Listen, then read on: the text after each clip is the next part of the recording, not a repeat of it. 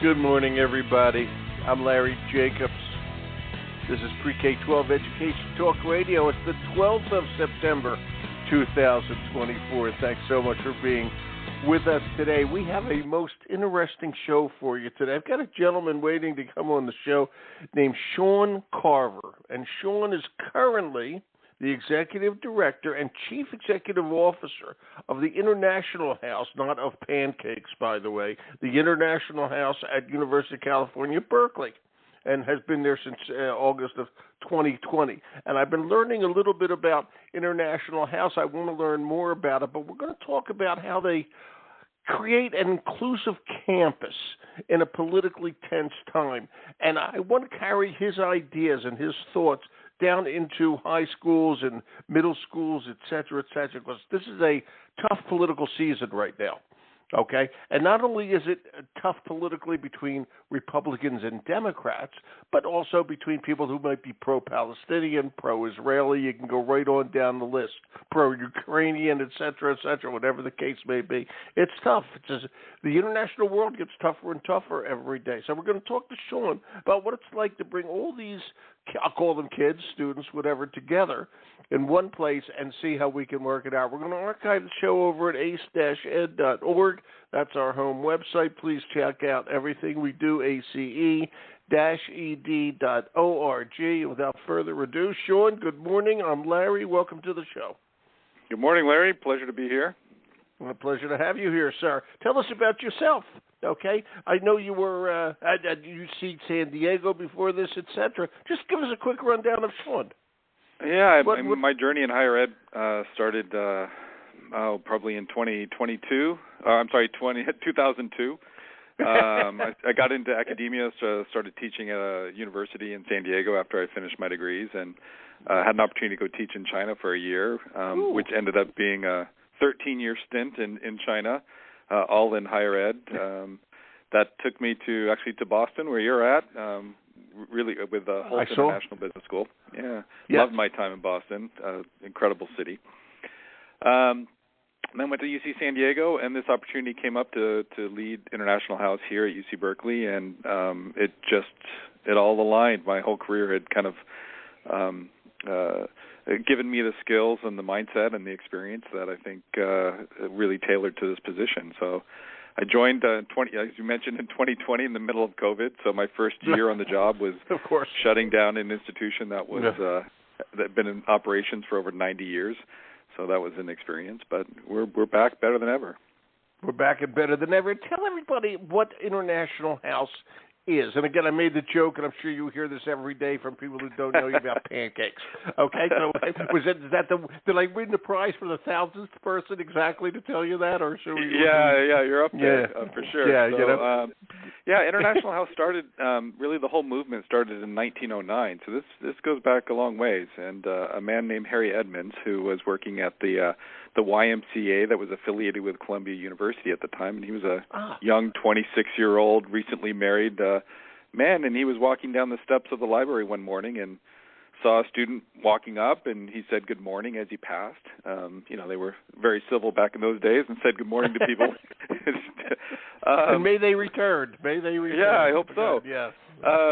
And that sparked a conversation, and the student said, I'm from China, and I've been in New York for 3 weeks, and you're the first person to talk to me. And so, Harry went home to his wife Florence and shared this experience, and they were very moved by the isolation this international student must have felt, being literally halfway around the world. And this was the time of this is pre-Titanic days, right? So to get from China to New York was not an easy task. To Columbia, yeah. Yeah. So they started inviting international students into their home for what they called Sunday suppers. Just a chance to sit at a table, break bread, have conversations, learn about each other's history, their culture, their views of the world, and to create a supportive environment for these international scholars. And that grew to become an official organization, and then John D. Rockefeller stepped in and built the first International House in New York City, which is right adjacent to Columbia. George. Yeah, and they're celebrating their 100th anniversary actually this weekend, so I'll be in New York to celebrate the success of the first century. Shortly after, they opened one up in Berkeley, which is where I'm at. There's one at University of Chicago. They were part of in Paris as well. There's an international house in Tokyo, and so it was what started off as just an interaction between two people turned in this community of folks that believe, meeting people who have different views and different opinions and learning and understanding each other better leads to a more peaceful world, and that's what we do. Right, and I've been reading about it today, and this is, and I wonder if you'll understand this. This is for the college. Am I correct in this? I couldn't understand, but it's for the college students who are attending Berkeley. Correct? It's not just for anybody. You have to be at Berkeley correct. first. So we only service UC Berkeley. We are an independent 501c3 nonprofit organization. So while Rockefeller gifted the building to the university, he also stipulated the organization of International House needs to be outside of the university. And the reason for that at the time was that the topics we were dealing with were too political for the university. Not everybody welcomed us here in Berkeley, if you can imagine. So keeping us outside of the university politics allowed us to carry on our mission, which was a bit controversial at that time. Right, and the same thing goes on today, and I just have to say this because nobody's eating cats, okay? And that's exactly what happens when people come from another country. Other people see them, they go, oh, my God, they're eating our cats. They're eating our dogs, okay? The point is this has been going on for years with immigrants, and this has been going on for years with people from other countries who come to our country, okay? Well, if you look at, iHouse New York as well as Berkeley as well, when, they were – this was a new idea of bringing, building a community, building a place for international students. Still a new idea. I got together. news for you. It's still a new idea. It's a great idea. Okay. Yeah, they were pushed out into substandard housing around, out far away from the campus. Even here in Berkeley, international students couldn't live within 2 miles of the university campus. There was redlining here, so Jews were not allowed to live in this neighborhood where we're at, and we're literally across the street from the law school, next to the football stadium, and surrounded by sororities and fraternities. We're very much part of the campus. And all of those were segregated in 1930, And unbelievable. So coming in and not saying, just there, everywhere. Yeah. And I want people to understand, International House I want you to, it's a residential life situation. Okay, you're attending school, and I'm going to do this, and then you're going to tell me where I got it wrong. You're attending school at Berkeley, undergrad or grad, okay, but you are living with people from other countries, a nice mix, we're going to talk about that in a second, okay, at International House. It is a residential place. Am I correct? Correct. Yeah, my residents will make fun of me because I'm constantly telling them we're not a dorm. This is not what this is about. Yeah, that's where I'm going, yeah. Yeah, the more current, I think, label is we're a living and learning community. But we've been doing this long before there was labels for what we were doing. So we house about we're in our week 3 of the semester. So we have about 625 undergrad, grad, postdocs, visiting faculty from the U.S. as well as international students. So we have 82 nationalities represented in this house, and U.S. is part of that. So even though it's called International House, it's not an international dorm. It really is a community of the world.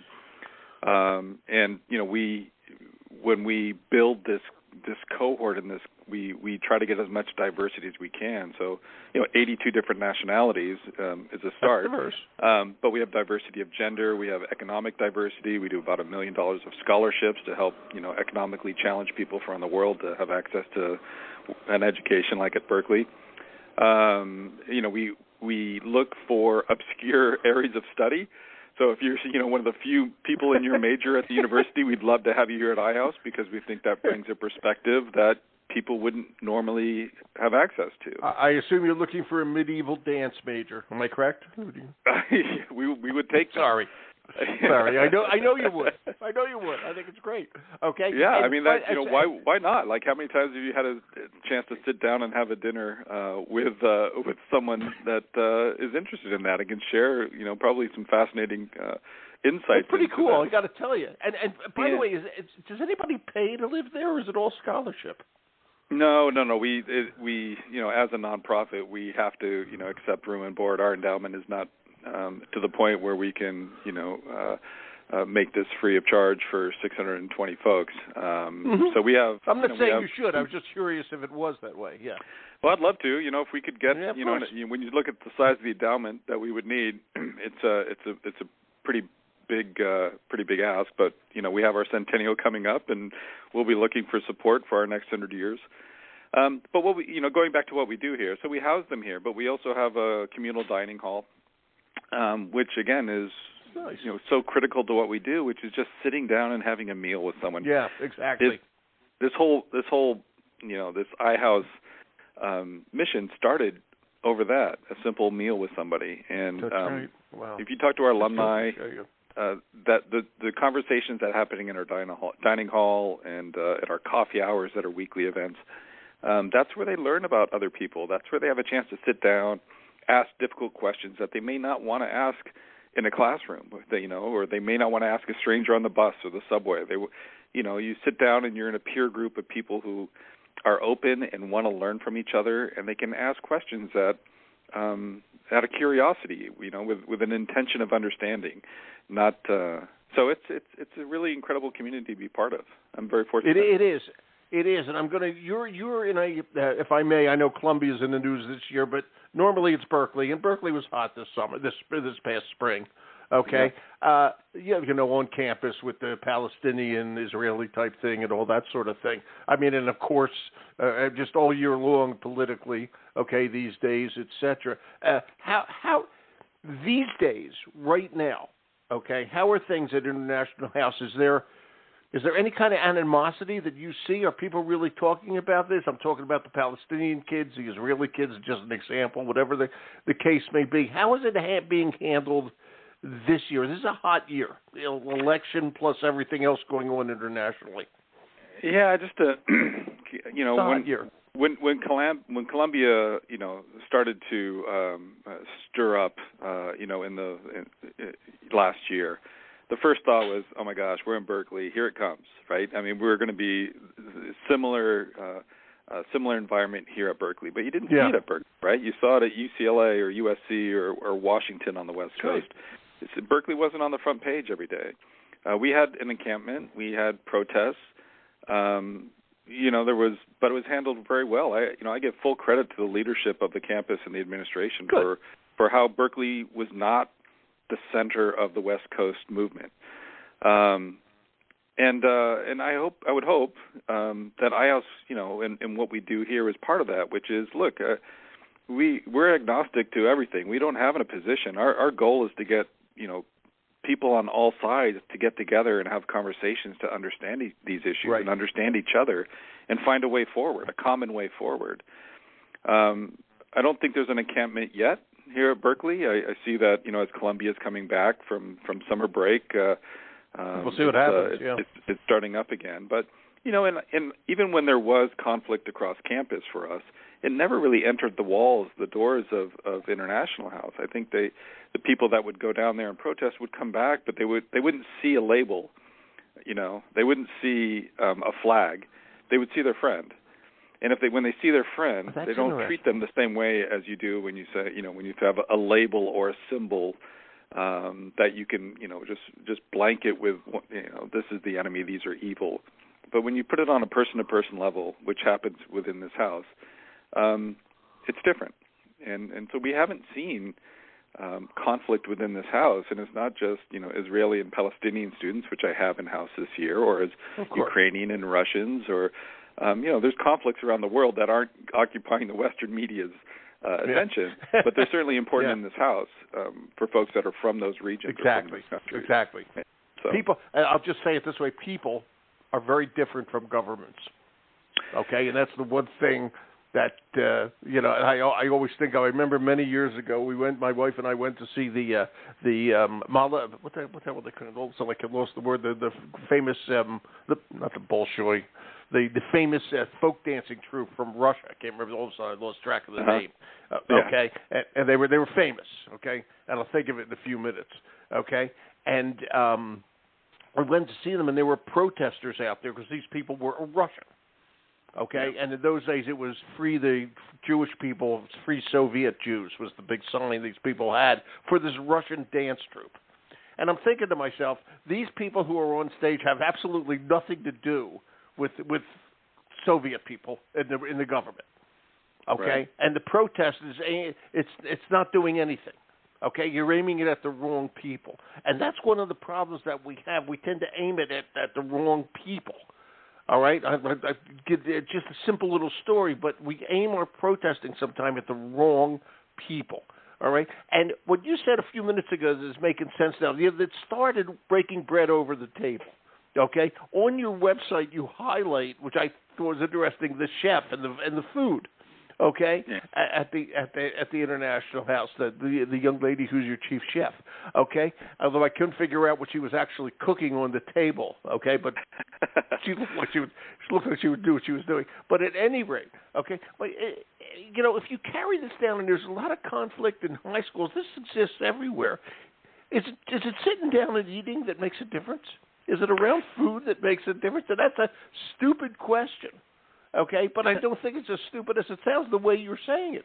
It starts. When I did my dissertation, we looked at the alumni of International House and what were the things that were transformative for them. What were the things that we did within this community that helped them have greater cultural understanding. And what we found was it's the social stuff.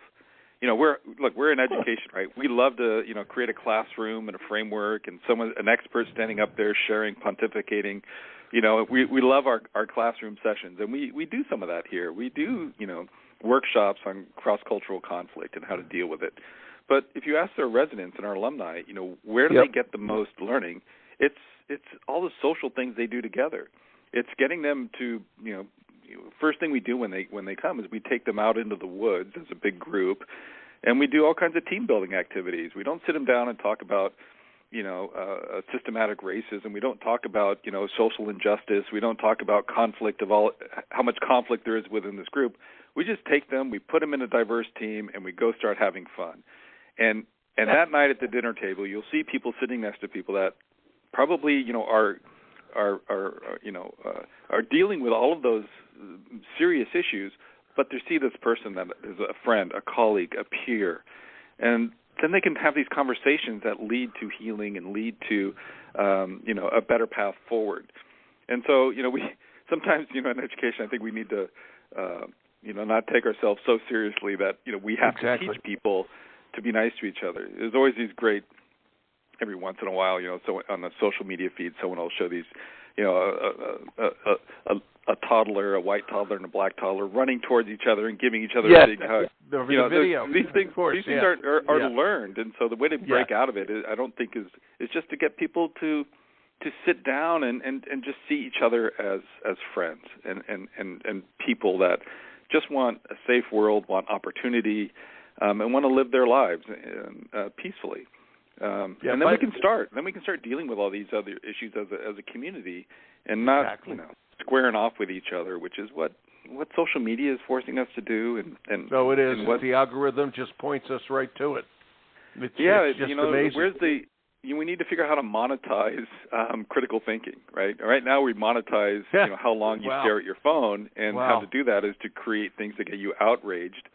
And that's creating. You're by Silicon Valley. You should walk down there and give them that idea. Yeah, well, if I could solve this, I'd build houses at every university. But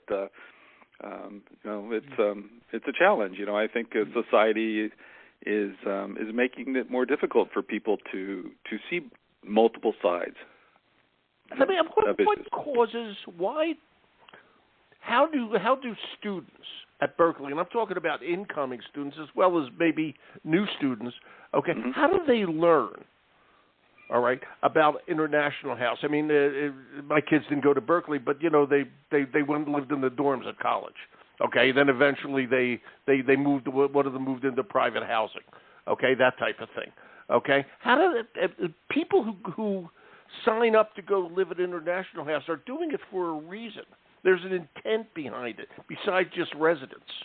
Okay, by the way, the group I was thinking of before was the Moiseev dancers. So I think it was Molotov, like the cocktail, the Moiseev dancers. But at any rate, okay,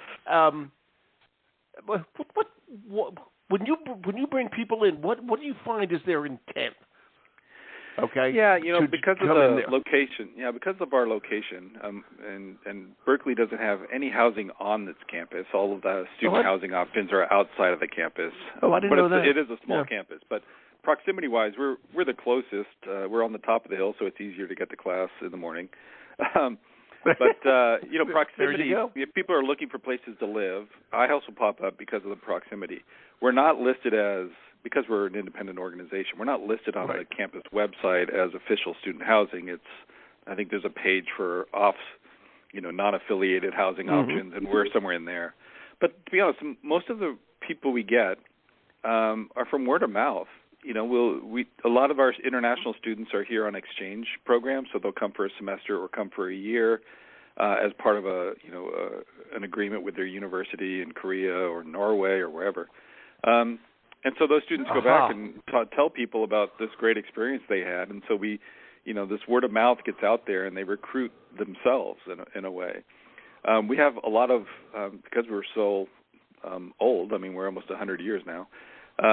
We have multiple generations of people that come here. One family has had 3 generations of iHouse alumni, so dating back to 1930. So it's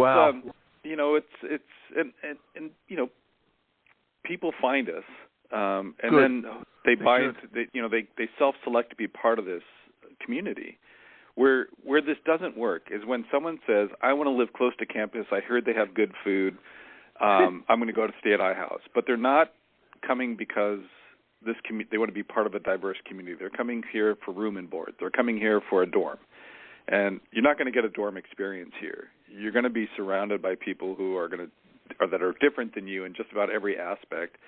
And if you're not open-minded to that, if you're with a fixed mindset and intellectually arrogant and think that you know everything that goes on in the world and you know what's right and everyone else is wrong, this is a difficult place. And we see a percent of this community really struggle with being surrounded by so much diversity. I still think it's an incredibly valuable experiance for those folks, but it can be a rough year. Well, actually, that's a good point. And I'll ask it in an odd way. Do you find that sometimes you folks, with the best of intentions, I might add, Shaun, overdo it? Or it's overstepped, and you push it, so to speak, too far, and somebody reacts in an odd way? Is there any thing like that? I mean, over the years. There's and by the way, I think what you're doing is great. Please don't misunderstand any of these questions. No. I think what you're doing is fabulous. Yeah, I think it's wonderful. It's the reality of the world. I mean, there's conflict all the time, and for our undergrads, by rule, have to double up. So we have single rooms and double rooms, and undergrads are in double rooms, and they have to live with someone from a different nationality. So we force interaction, right? They are allowed to do room changes, but after a while, we let them try to sort it out, and oftentimes we have to mediate conflict. We have to sit down with folks and try to mediate the issues between them and get them on a more positive path forward.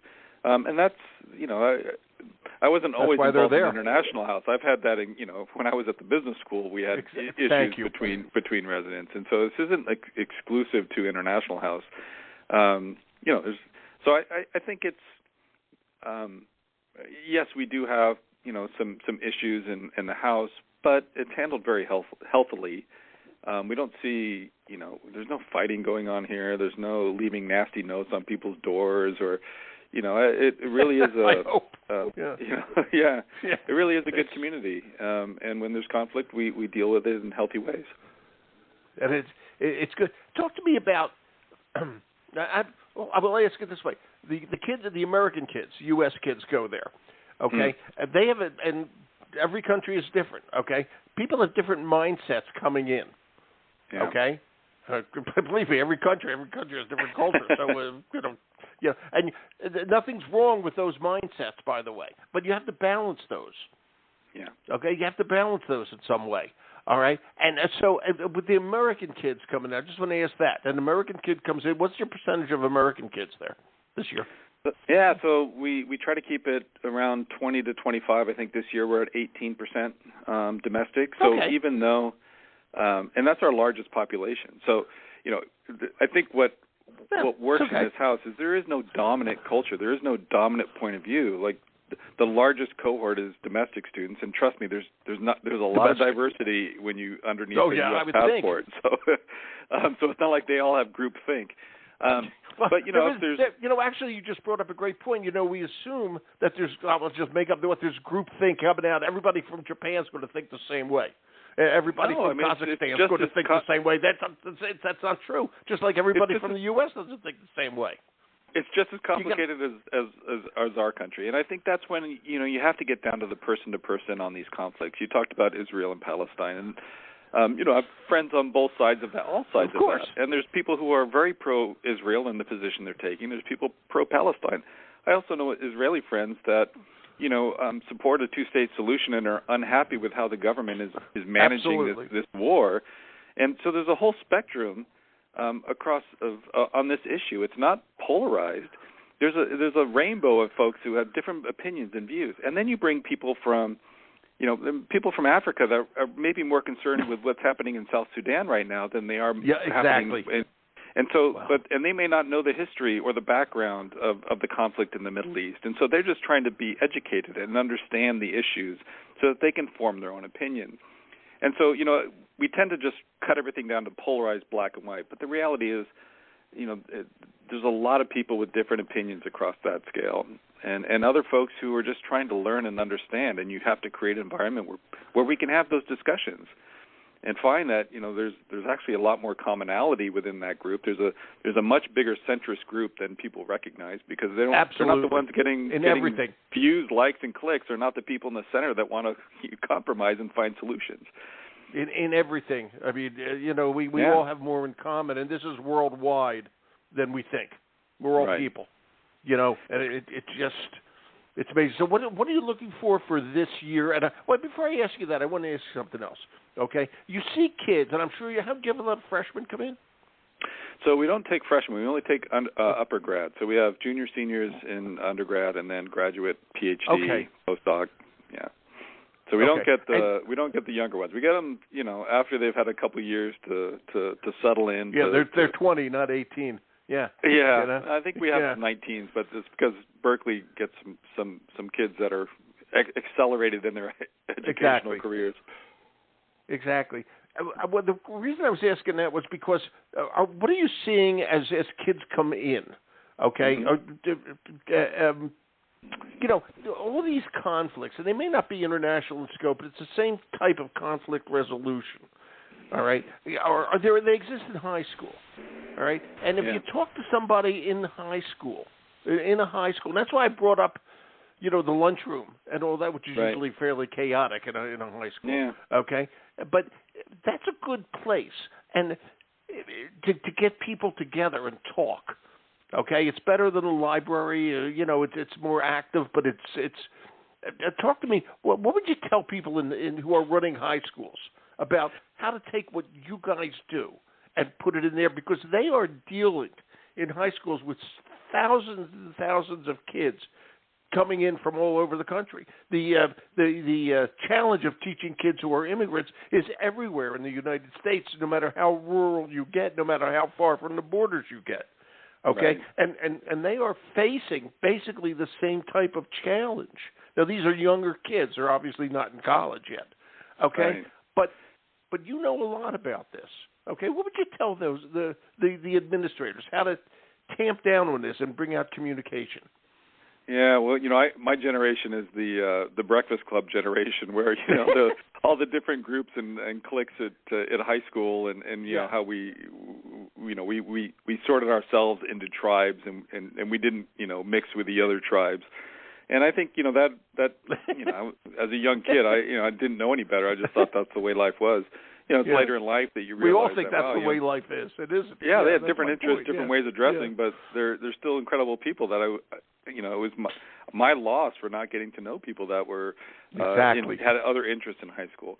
So I think as educators, we need to find the lesson from my house is that the more you can create one community and not divide them into a special class or make them different, but create one community where they're mixing together, they're socializing, they're playing together. That's the start. Because they're not outsiders, they're not them, they're not the other people, because you have a community that exists, and as you're bringing in, new folks to these schools, they tend to be isolated and separated. And you even see that at universities. They'll create these affinity houses where Absolutely. they'll take a certain group, and then what they're creating is an echo chamber. They're creating a tribe. And I hear the safe space, and they need their space. There's no safe spaces at iHouse. I mean, that's communal bathrooms as well. So there's nowhere you can go. The whole place is a safe space. The whole place is a safe space. Right, yeah. And not because we're all the same and all think the same, but because we have a level of civility and understanding. And I get that we self-select. Like, my residents self-select to move into this environment, so they want to be here. And that's not always the case in public education, where you don't get to choose your school, you don't get to choose your class or the people in it. And so I think what we find is get them to see each other just as peers first. And let them have friendships and build trust with each other, and then start tackling the heavier issues that we need to educate folks on, that we need to, figure out ways forward. But, as much as you can let them interact and realize that, despite all their differences, there's this core sameness within them all of just wanting to be part of a positive community, to be in a supportive community, to have opportunities, to feel good about themselves.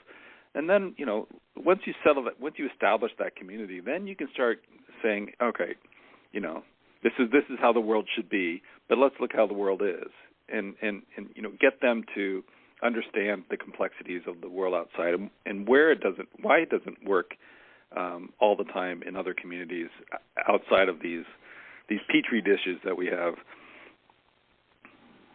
So it's so well said. How's this year looking? You're 2 weeks in. How's this year looking? Looking good. It'll be interesting. We haven't, the conflict and the protests that were happening in the spring at the end of the year. As education, everyone graduates, or everyone at the end the school bell rings, everybody goes off for summer, cools off, and makes new plans. And so far it's off to a pretty quiet start. It'll be interesting to see. During the election and post-election, how the vibe on campus is.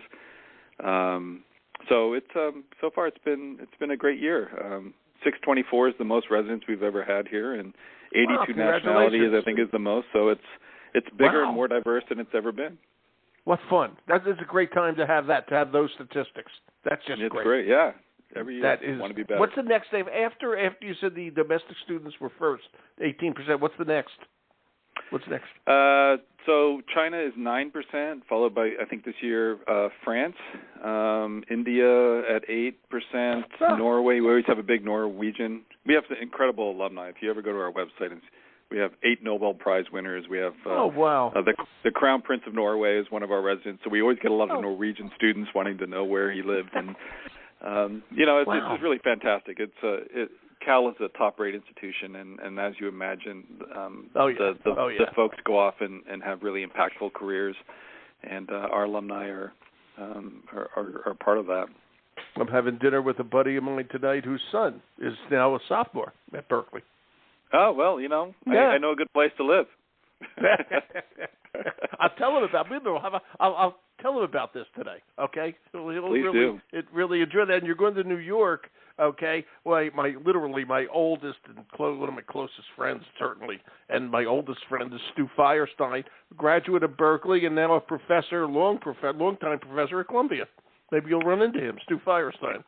Yeah, quite possibly. We actually have quite a few law students that go between Berkeley Law and Columbia, and so there's quite an exchange back and forth between the law schools. He's Columbia. Neuroscience. He's a neuroscientist. Actually, I believe he is one of the top 5 experts in the world on the sense of smell, olfactory. Really? Yeah, Stu Firestein. He's a Berkeley guy.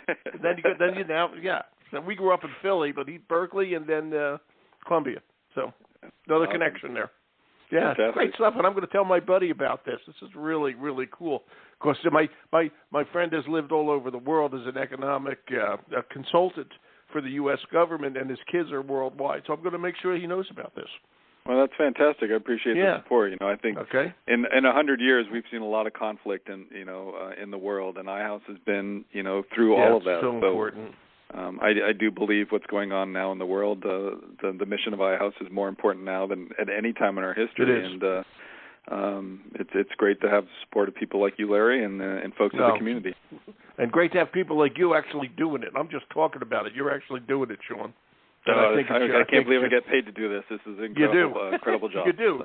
So enjoy it and enjoy the flight to New York and good old New York City. All right, Shaun, we got to go. Appreciate it. Continue the good work, my friend. It's good stuff. Thank you. Bye-bye. Thanks, Shaun. Bye. Okay, wow. Okay, everybody, I just learned a lot. Shaun Carver, Executive Director and CEO of the International House at UC Berkeley. They're all over. Okay, check this out. This is really good stuff. And what they do there, it's something we can make it easier at every level. Okay, because schools are the center of communication, the center of community. Then we're going to archive the show over at ace-ed.org. I'm Larry Jacobs. Thanks for listening.